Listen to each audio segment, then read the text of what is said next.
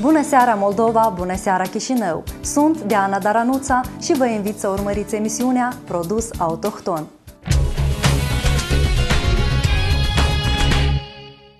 Astăzi în ediție: rețete și tehnologii italiene adaptate la ambiții orheiene. Poliuretanul, un produs ce transformă ideile neobișnuite în mobilă modernă de calitate. Apicultura, cea mai dulce afacere pentru o doamnă.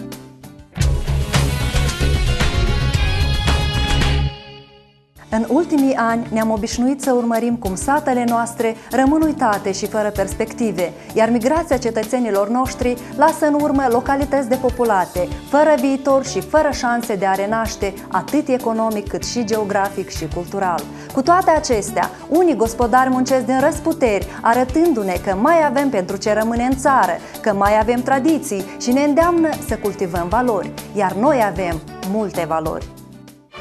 Ca să vă demonstrăm acest lucru, am pornit într-o zi pe tărâmul Orheiului și anume spre localitatea Brăviceni ca să ne întâlnim cu o familie de gospodari harnici ingenioși cărora li s-a dus vestea. Și să nu credeți că vă spunem povești, ei știu să transforme ideile în afaceri de poveste. Să facem cunoștință.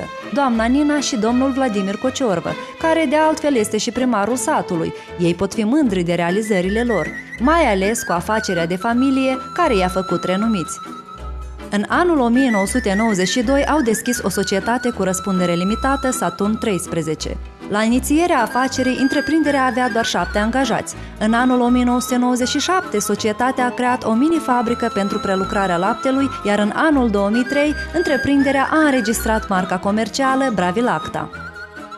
În prezent, dacă vorbim de WC Saturn, avem undeva 100 și ceva de locuri de muncă, 120, 125, undeva așa în timpul de față, dar măstărul e ca până în 2013, așa am un gând să-l îndeplinesc de mult, ca să fie angajați în câmpul muncii până la 85-90%.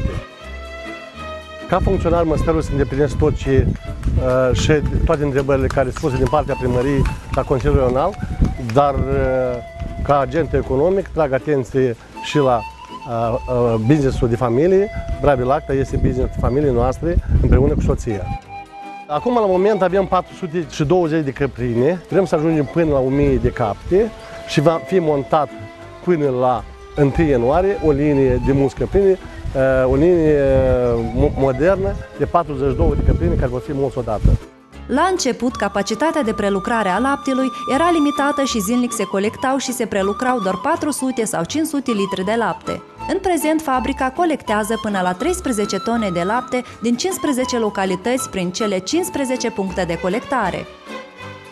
Întreprinderea acordă o atenție deosebită la promovarea imaginii produselor fabricii în ceea ce privește comercializarea produselor lactate. La fabricarea lor nu se utilizează stabilizanți și coloranți. Bravilacta este unicul producător de brânză mozzarella pe piața Republicii Moldova, așa că mozzarella de la Brăviceni a devenit un brand autohton.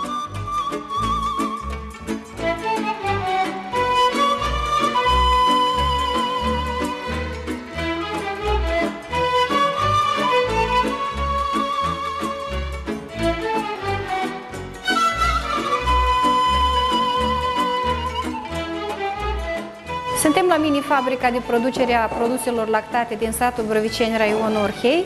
Suntem lângă utilajul care a fost adus din Italia, la care producem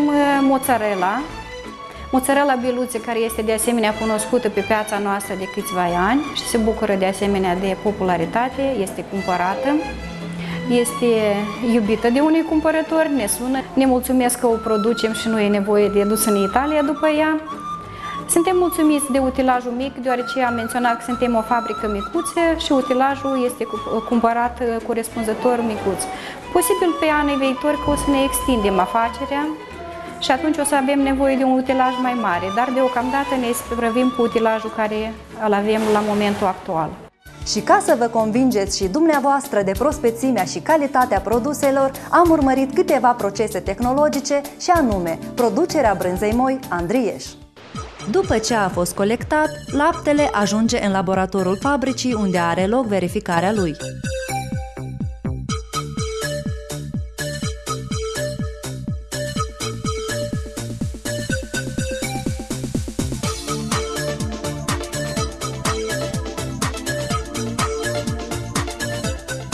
Ajuns în secția de pasteurizare, laptele se încălzește până la temperatura de 85 de grade și tot aici se separă frișca.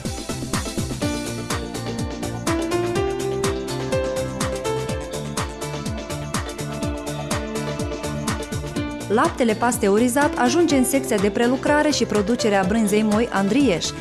Suntem în secția de producere a brânzei moale Andrieș. Aici, în spatele meu, fetele produc la moment brânza moale Andrieș cu adaos de verdeață, adică mărar și pătrunjel.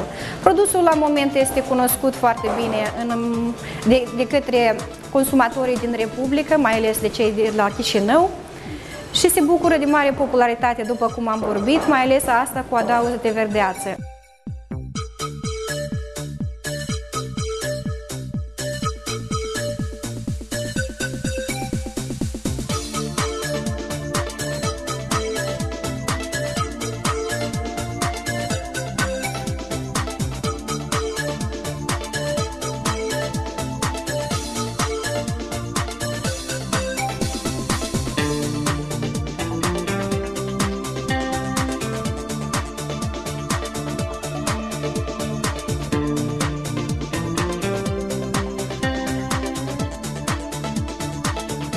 În afară de brânza moale Andrieș, aici la fabrică se mai produce brânza de poșifonie, se mai produce urda din zero care rezultă de la prelucrarea laptelui, se produce untul, smântâna, care este de asemenea cunoscut de consumatorii locali.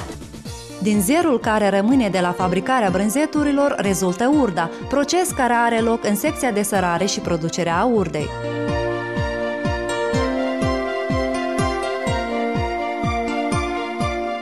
Dezvoltarea fabricii de procesare a laptelui a permis societății de a crea peste 100 de locuri de muncă nemijlocit la fabrică și 15 locuri de muncă permanente ale colectorilor în 15 localități diferite.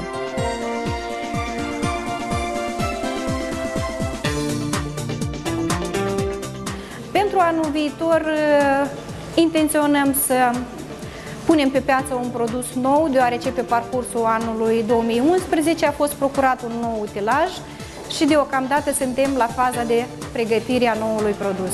Dacă vorbim de produse lactate, piața este liberă astăzi, nu vorbesc că e ocupată tare și noi ne stăruim să reproducem a ceea ce nu se produce în Moldova. De pildă, lapte de căprin azi ambalat nu produce nimeni. Cașcavalul de căprin nu produce nimeni, dar el se întreabă. Piața este liberă și vom să producem ceva nou pe piață care să avem și noi rezultate.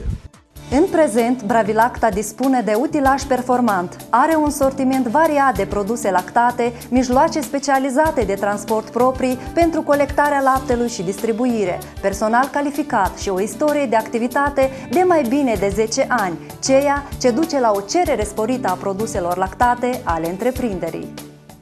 Mini-fabrica deține utilaje și tehnologii italiene, precum și colaborează cu specialiști din Italia. Întreprinderea participă la majoritatea proiectelor cu caracter social și de caritate, prin care și-a format o imagine bună în zona de activitate.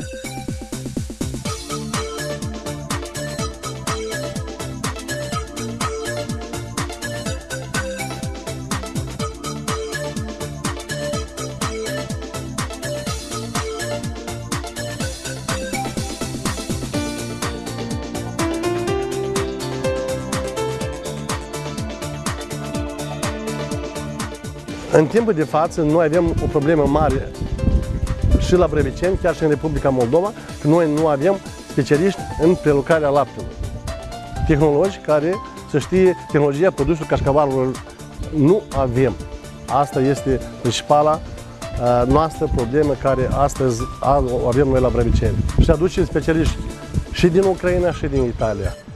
În spatele meu sunt diplomele pe care le-am acumulat de-a rândul anilor la expozițiile organizate la Moldexpo la Chișinău, cât și la expozițiile organizate în cadrul raionului Orhei. Sunt puține la număr, că cum suntem și noi o întreprindere mică, dar treptat facem pași spre extindere și avem toată încrederea ca pe viitor să devenim o întreprindere mai mare, mai cunoscută și pas cu pas să ieșim și după hotarele Republicii cu producția noastră. Cine s-o fi gândit că pe câmpul unde altădată se aflau doar niște ferme, doamna Nina și domnul Vladimir vor construi un colțișor de rai liniștit și copleșitor de frumos. O altă realizare a familiei Cociorbă.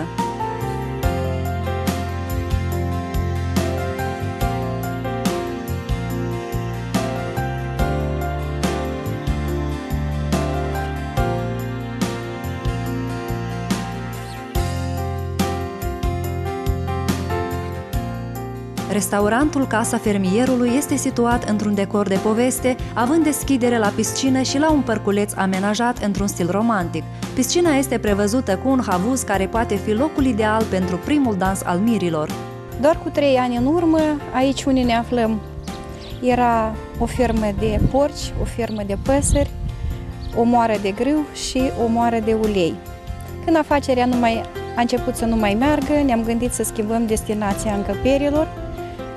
Și aici, doar unde nu de mult era o fermă, a apărut un restaurant, o piscină, niște încăperi igienice, terase și, practic, în fiecare săptămână aici se petrec ceremonii. În afară de ceremonii mai petrecem și seminare când suntem solicitați și astfel am schimbat destinația încăperilor și am salvat afacerea, care nu mai mergea la un anumit timp. De la grandoarea candelabrului central până la candoarea decorațiunilor de masă, Casa Fermierului surprinde prin atenția deosebită acordată detaliilor.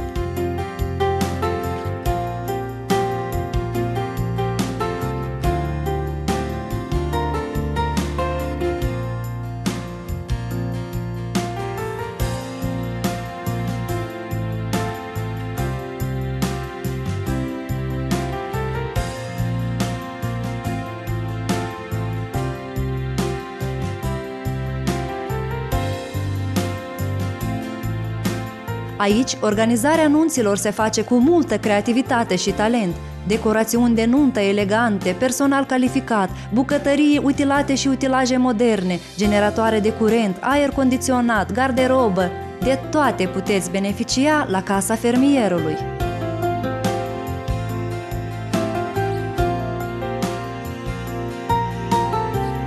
Cheia succesului este când faci un lucru și primești o plăcere.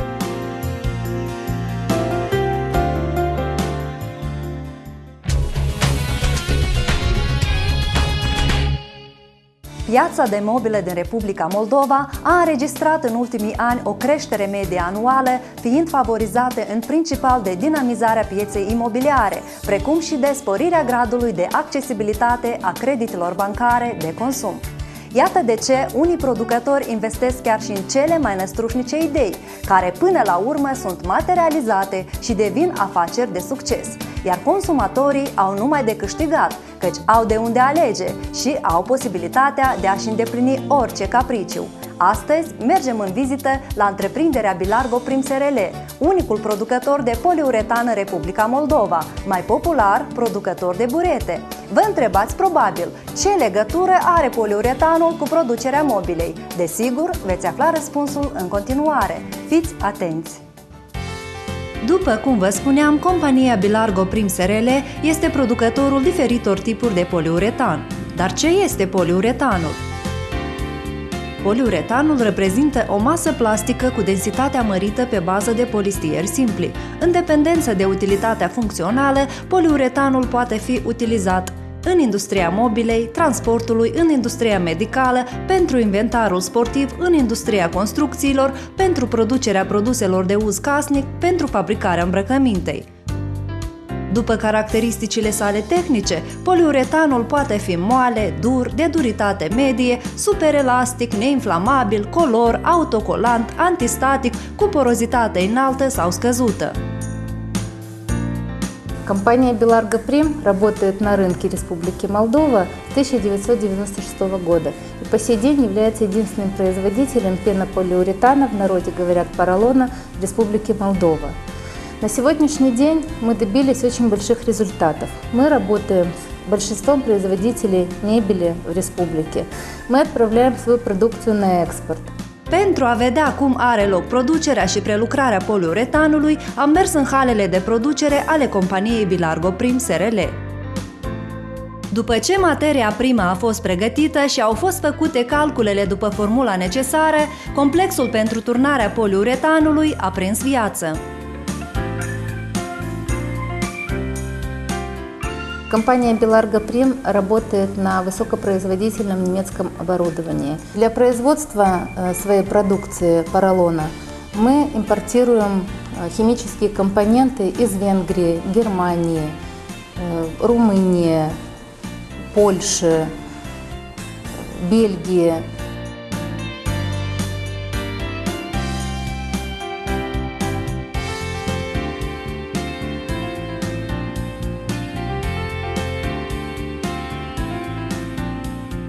Dimensiunile standard al unui bloc de poliuretan sunt stabilite în dependență de utilizarea lui ulterioară.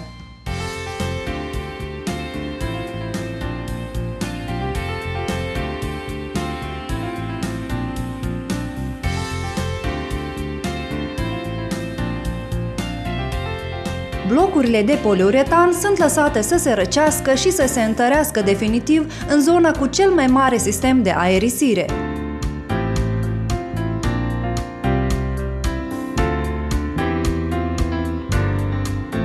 După aceea, blocurile de poliuretan trec printr-un șir de metamorfoze efectuate cu ajutorul diferitor utilaje. De exemplu, mașina pentru secționarea unui bloc are funcția de a finisa suprafețele laterale a blocului de poliuretan și tăierea lui ulterioară în blocuri de grosime mai mică.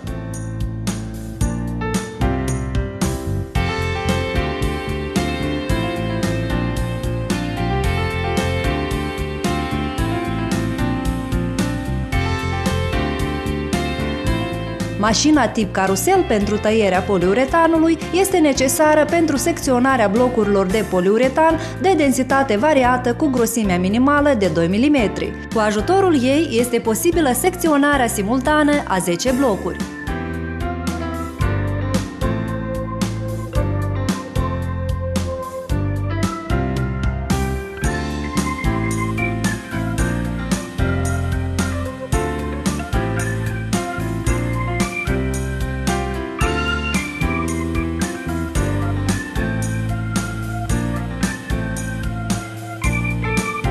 De asemenea, întreprinderea este dotată cu utilaj performant care permite crearea celor mai sofisticate forme din poliuretan.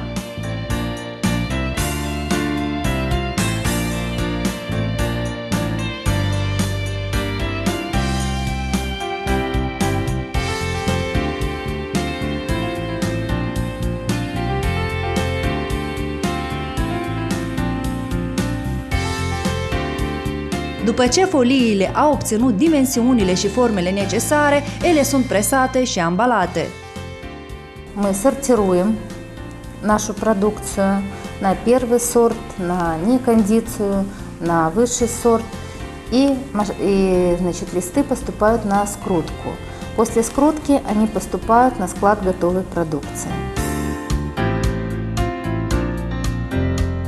На производстве у нас задействовано около 100 человек работников. Вовремя мы выплачиваем зарплату.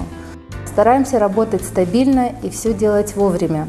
În baza unui plan de marketing, compania Belargoprim SRL a dezvoltat câteva proiecte investiționale legate de producerea mobilei și lărgirea producției. Așa a apărut întreprinderea Tiara Prim SRL, care este unicul producător de mobilă tapisată de diverse modele ergonomice, transformabile și netransformabile, fără carcasă din lemn sau metal.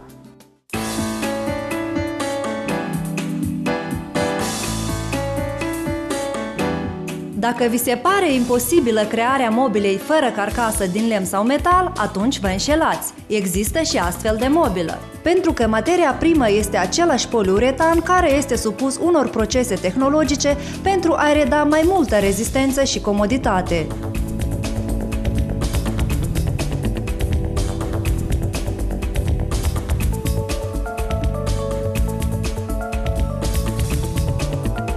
Мы используем сэндвич-технологию. На сегодняшний день мы убедились, что по этой технологии у нас получаются гораздо интереснее модели, гораздо долговечнее и комфортнее, чем нежели мы бы использовали исключительно поролон первого сорта, не пользуясь сэндвич-технологией. Сэндвич-технология – это мы склеиваем поролон разных плотностей, разных жесткостей. И он при склейке ведет себя гораздо комфортнее, гораздо долговечнее, нежели вот мы бы использовали поролон первого сорта. Данной технологии мы не нашли ни на рынке Украины, ни на рынке России, ни на рынке Румынии.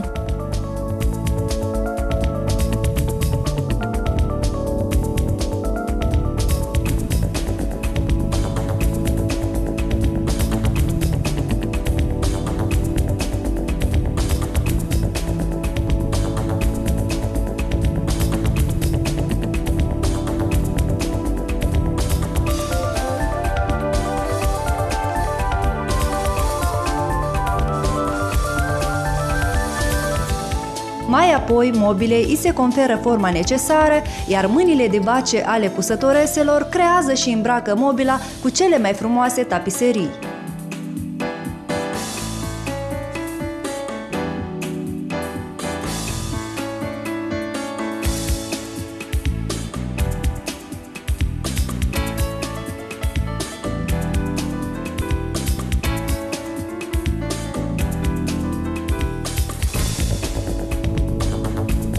Colecția de țesături este destul de variată, așa că până și cele mai neașteptate modele și culori pot lua forma tapiseriei solicitate de potențialii clienți.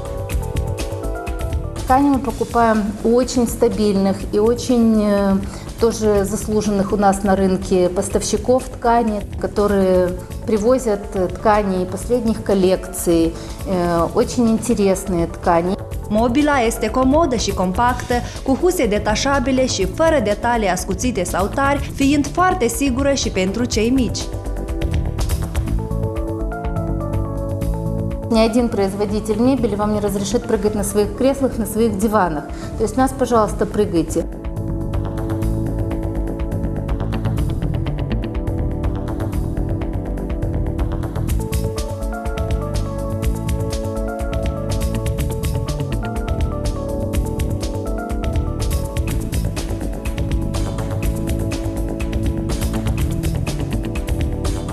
Практически у всех работников нашей фирмы такая мебель дома есть, потому что она в самом деле удобная. В принципе, почему мы и решили ее производить, потому что мы сделали себе, у нас стали видеть ее родственники, друзья друзей, и мы понемножку делали, и видели, что наши производители не занимают эту нишу, а люди это хотят иметь у себя дома, им это интересно.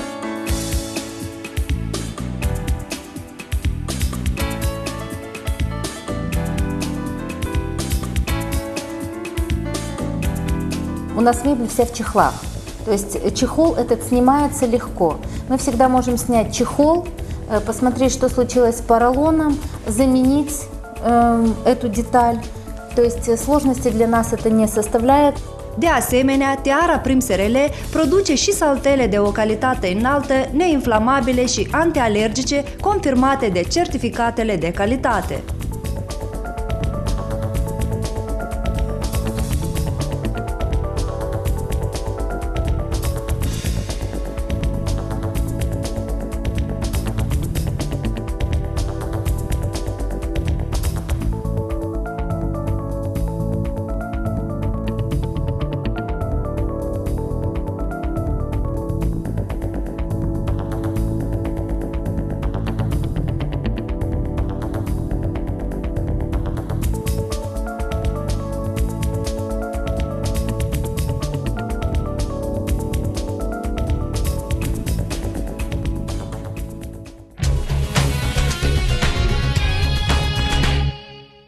Reușita unei afaceri depinde de cunoștințele, perseverența și răbdarea celui care a inițiat-o, consideră o tânără din Hârtopul Mare, raionul Criuleni, care și-a făcut o afacere din albinărit. Optimistă, veselă, cu aspirații mari, ea încearcă să înfrunte stereotipul precum că în mediul rural tinerii nu au șanse de a se realiza. Victoria Braniște a moștenit dragostea pentru albine de la tatăl ei, care de altfel este persoana de încredere și sprijinul ei în tot ce face. A început afacerea cu 50 de stupi, iar astăzi tânăra crește peste 185 de familii de albine. La finele anului 2008 am câștigat proiectul național de abilitare economică a tinerilor. Îmi doream să fac afacerea noastră de familie ca apicultura să fie eficientă. Pentru asta ne-am gândit că trebuie să facem și iarna o activitate, nu altceva decât fabricarea stupurilor, deoarece doar un apicultor care lucrează zi de zi cu stupul în prisacă știe sau își închipui stupul perfect. Programul mi s-a oferit în ianuarie 2009, care avea o valoare monetară de 80.000 de lei. Am investit în utilaje de tâmplărie.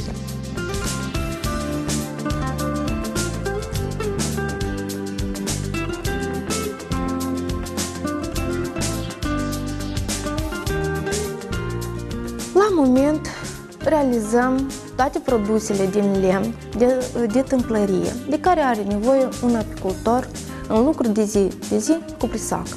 Stupii, desigur, ramele, diferite articole din lemnărit care le folosim. Procurarea unui utilaj nou dă posibilitatea de a fabrica un produs calitativ.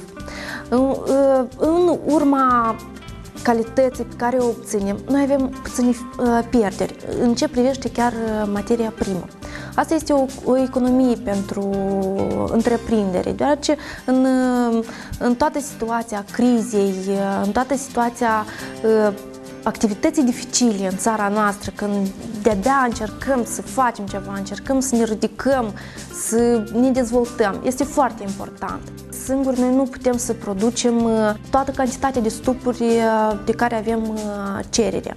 Într-un sezon de tâmplării care durează 5-6 luni, putem să fabricăm în jur la 400-450 de știbei.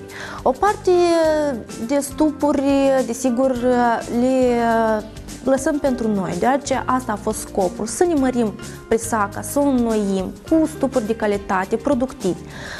O parte, desigur, o realizăm. De obicei, clienții noștri sunt alți tineri care au participat la proiecte, care vor la fel să facă dintr-o îndeletnicire obișnuită ca apicultura un business profitabil. Iată, acesta este stupul, standardul european, standardul mondial, stupul care este practicabil în toată lumea. Stupul conține fundul, care este mobil, fundul, corpul, pentru 10 rame și 2 magazine. Se poate introdus rame mici și rame mari. Între aceste 2 magazine. 2 magazine noi folosim ca un corp. Deasupra magazinelor merge capacul. Acesta este tot stupul, toate elementele stupului. Un stup ecologic, un stup foarte practicabil între apicultori. Întreprinderea Albinuța Fermecată s-a evidențiat nu numai prin tâmplărit, dar și prin creșterea albinelor de prăsilă. Victoria Braniște menționează că în apicultură sunt necesare investiții mari.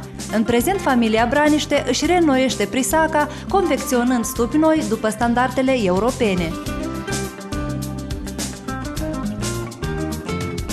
Avem mai multe modele de stupi, dar ultimii 2 ani noi am decis că cei mai buni stupi sunt stupii ecologici din lemn curat și cu 10 rame. Avem tot utilajul, începând de la lemnul, copacul rotund care se aduce din pădure, se despică și până la urmă se usucă lemnul și confecționăm acest stup. În atelier intră copacul rotund din pădure și pe altă ușă iese stupul gata pentru a fi populat cu albine. După cât suntem noi informați de a ieși pe piața europeană, nu e atât de ușor cu condițiile care le avem noi. Noi avem aici probleme și la calitatea mierii și probleme chiar în stupină organizatorice. Sperăm pe viitor ca Asociația Națională să ne dea o îndrumare pentru aceștia producători care vor să iasă pe piața externă, o îndrumare care ar conține oarecare niște metodologii de a produce această miere ecologică.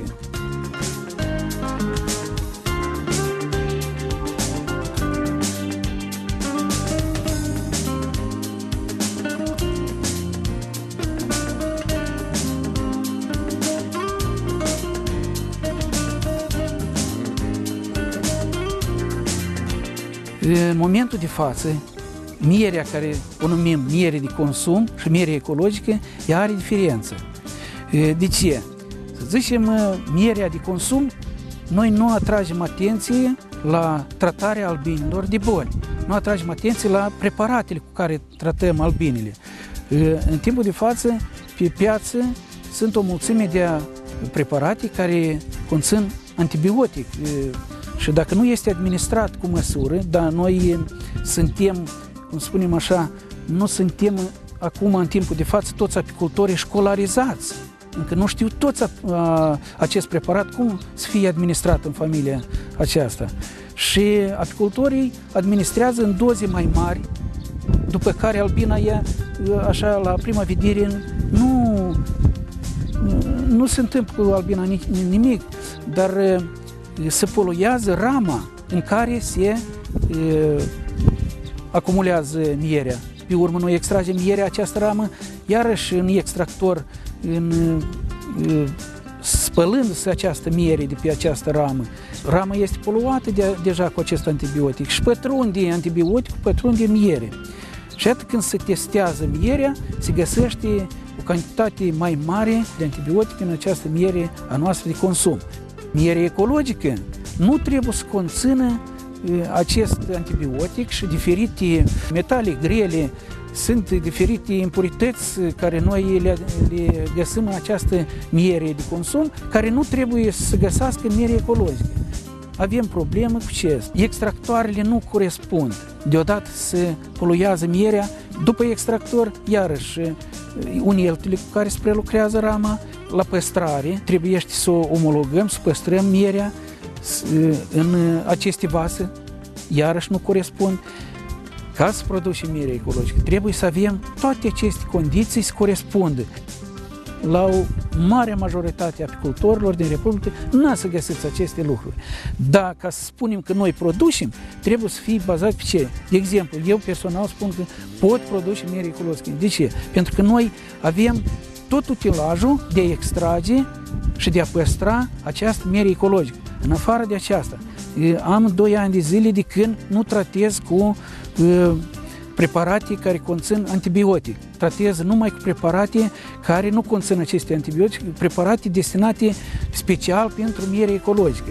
Pe urmă, ramele, noi confecționăm singuri ramele și schimbăm odată în an la 80% de rame. Ramele sunt ecologice, din teiul nostru, din pădurile noastre, care nu este poluat și așa mai departe. Acestea, cunoștințele cu care trebuie să facem aceste lucruri, să efectuăm toate acestea, cunoștințele le avem. Chiar dacă apicultura nu aduce venituri mari, familia Braniște susține că această ramură a zootehniei are șanse mari de dezvoltare în țara noastră. Membra Asociației Naționale de Apicultură din Republica Moldova, familia Braniște colaborează cu apicultori din toată țara. Problema moldovanului, frica și lenea. Noi dacă scoatem din moldovan frica și lenea, noi suntem cei mai gospodari toată lumea.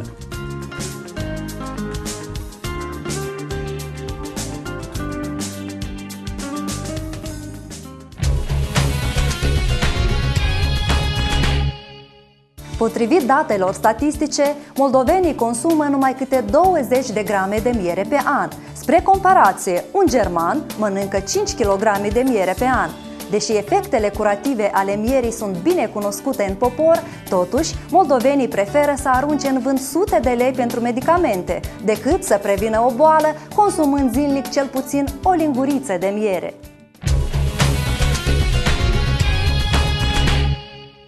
Dragii mei, atât pentru astăzi. Sunt Diana Daranuța și vă aștept săptămâna viitoare la aceeași oră. Iar dacă aveți o activitate despre care ar trebui să știe o țară întreagă, nu uitați să ne contactați. Pe curând!